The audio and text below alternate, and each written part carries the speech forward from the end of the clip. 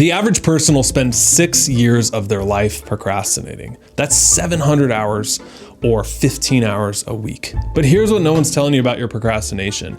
You're not lazy. You're not struggling with time management. Your brain is actually protecting you from something. And once you know what that thing is, you go to the root and you don't need a lot of the tactics because you're dealing with the thing that matters. I want to have a deep conversation with you today as someone who's a chronic procrastinator.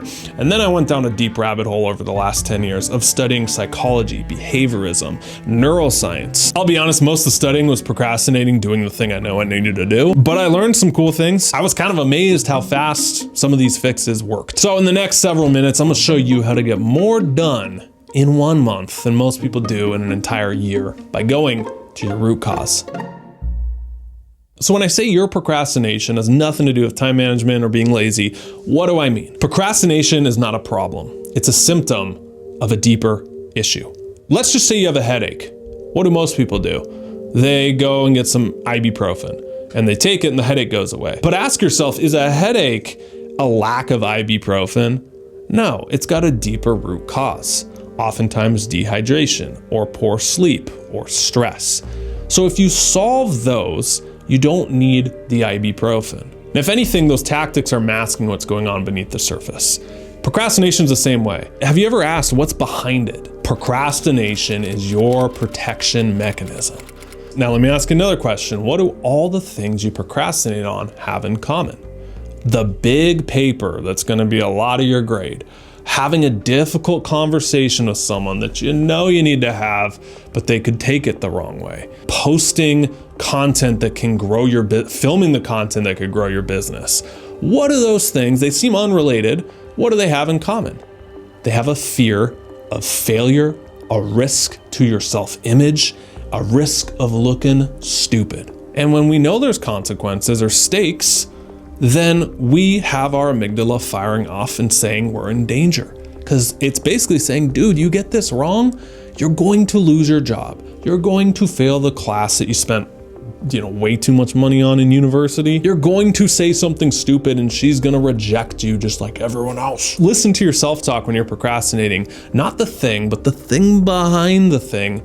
And dude, it's rough. So now the $1 million question, you're thinking, well, Clark, how do I fix this? And for that, I wanna give you 4 tips that I used help me go from chronic procrastinator to getting out of my own way and achieving a good amount. So many times with procrastination, we say, I would do it, but I just don't have the energy. You ever heard that or said that?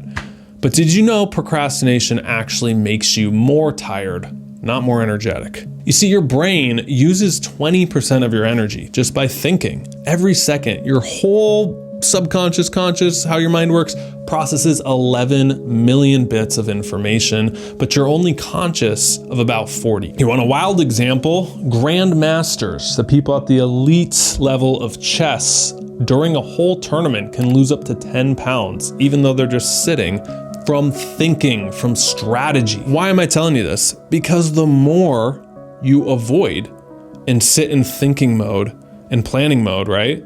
And zone out, like who wouldn't be tired? And isn't it funny that our default of procrastinating nowadays is to pull out the phone and scroll and take in more information, right? If we're viewing your brain like a computer, the good news is you can make all this run way more efficiently by doing one thing. Focus on your systems, not your goals. Why are people obsessed with morning routines? The morning routines of millionaires, the morning routines of athletes. It's because that's a system. And we know this. We think, hey, if I could replicate that person's morning routine system, maybe I'll get something similar. It'll rub off on me. Meal prepping works to lose weight. Why? Because that's a system of what you're going to eat. Top companies invest tons of money into standard operating procedures, SOPs. They're systematizing the role in case someone leaves, they can plug in another person. Set systems, not goals. What are your systems for the things that you always procrastinate on? Do you have any? Maybe you keep procrastinating getting in shape. Well, the system you install could be every single day, no matter what, rain or shine, I walk for 45 minutes after work. And I can do more, I can increase the intensity if I want, but that's it. That's the system directly after work on a walk. You want to create content. Experiment with that. Pursue a passion and have a voice. Well, your system, get up first thing in the morning, write for a couple hours, no matter what.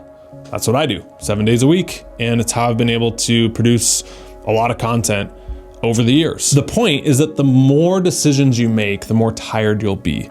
And the fewer decisions you make by installing more systems, the more energy you'll get back. And just like a company or a machine, everything runs smoother. But there's another thing that will block you if you don't know and get to the root of. And it's point number 2. You don't lack discipline, you're stuck in mental rehearsal. Mental rehearsal is where you're visualizing something. Now this can be good or bad. The good is, like, I was just watching this clip of F1 drivers who are like, you know, the race cars, and they're like doing this weird twitches before they race. And what they're doing is they're imagining themselves on the course and they're going through the rehearsal. Same thing with basketball players. You know, they visualize them taking a free throw or how the game is gonna go.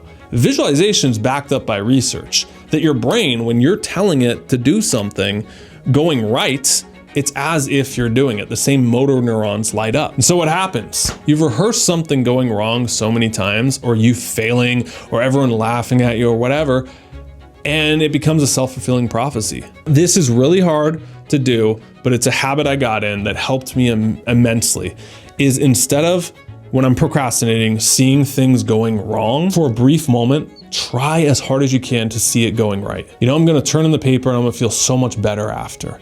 Or I'm going to crush that workout and then I can take the rest of the day off.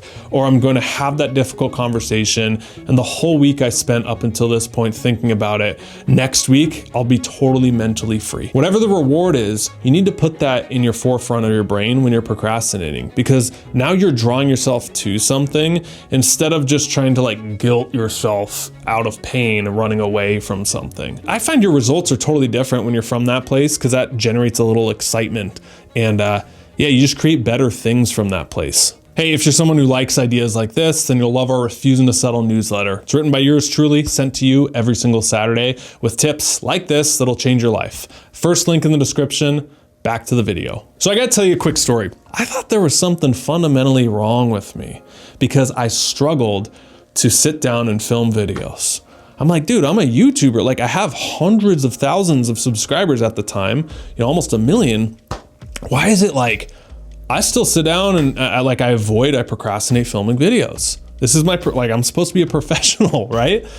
And so I started asking other people when I go to dinner with them, YouTubers who you would definitely know, but I won't name drop here. Hey, do you struggle with this? Like, is this something that, like, do you always want to film videos even though you love the topic? Like, why is there resistance there? What's going on? Or am I crazy? You know what they said? 9 times out of 10, dude, I never want to film.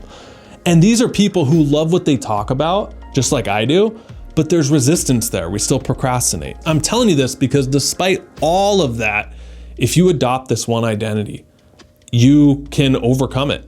You need to tie your identity to action, not outcome.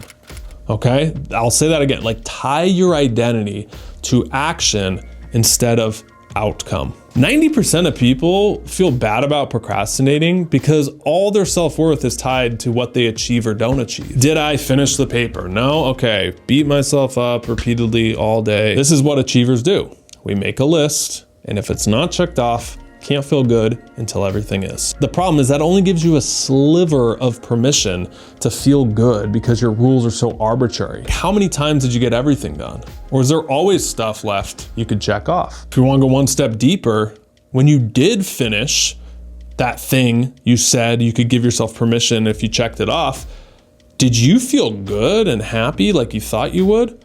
Or did you just feel relieved? Oof, there's a difference there. Relieved that I don't have to do it anymore versus I feel good and proud of myself. I find that's hand in hand with achievers who struggle with procrastination, is they just feel relieved when they're checking things off. Notice I'm saying show up a lot because I'm not saying Did I show up and totally knock it out of the park? Did I show up and, everyone talks about how great I did because it was that good? Thinking about it now, I haven't met a single person who's massively successful that doesn't have that identity. To show up even when you don't feel like it, because that's the #1 trait of high performers. All right, here's the next tip. This is something you can do. It's not a quick fix. This will take about 45 minutes to an hour, but it works every single time. And the weird part about this, it's actually relationship advice.